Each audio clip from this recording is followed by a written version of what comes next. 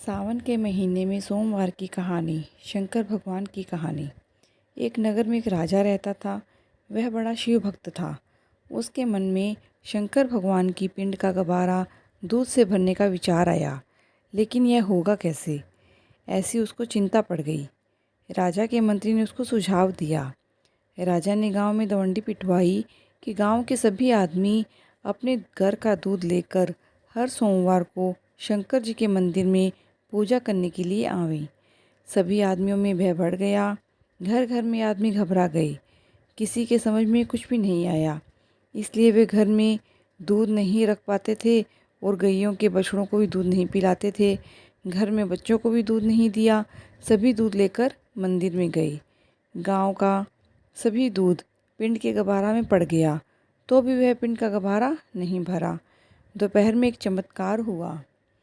एक बूढ़ी सी औरत थी। वह अपने घर का काम निपटाकर बच्चों को खाना खिलाकर लड़की और बहू को नहलाया, गैया और उसके बछड़ों को घास खिलाया, उनका देह ठंडा किया। अपने जीवन में अच्छा होने के लिए उस बूढ़ी ने थोड़ा गंध, 4 दाने चावल के, 2 बेल के झाड़ के पत्ते, चम्मच भर दूध ले लिया। बुढ़िया मंदिर में आई और तन मन से पूजा की। थोड़ा दूध प्रसाद नैवेद्य के लिए रखा।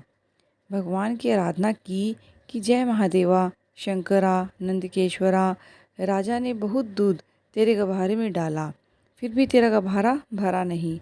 मेरे चम्मच भर दूध से भरेगा नहीं, लेकिन मैं अपनी भाव भक्ति से अर्पण करती हूँ। ऐसा बोलकर वह बचा हुआ दूध पिंड के गभार में अर्पण कर दिया। पूजा करके वह पीछे मुड़ी। इधर ऐसे चमत्कार हुआ कि बुढ़िया के जाते ही गबारा भर गया।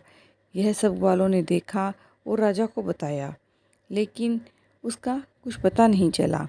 दूसरे सोमवार को राजा ने अपने सिपाही को मंदिर में बिठाया, तब भी पता नहीं लगा। चमत्कार भी उसी प्रकार हुआ। आगे तीसरे सोमवार को स्वयं राजा मंदिर में बैठा। बुढ़िया के समय पिंड का गबारा भर गया और तो राजा ने उसका हाथ पकड़ा। बूढ़ी घबरा गई। उसको अभय वचन दिया। उसने कारण बताया, तुम्हारे आज्ञानुसार क्या हुआ।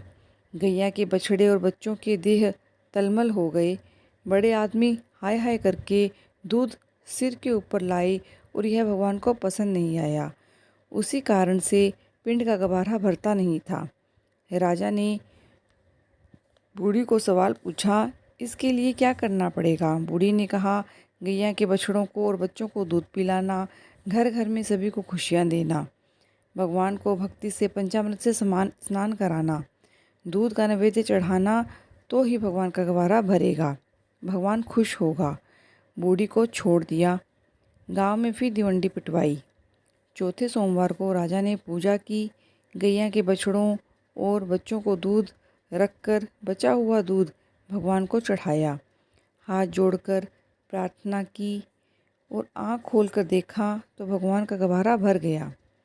राजा ने बहुत खुश होकर बूढ़ी को इनाम दिया। वह लड़की और बहू को लेकर खुशी से रहने लगी। वैसे हम सभी पर भी खुश होना। बोलिए शंकर भगवान की जय।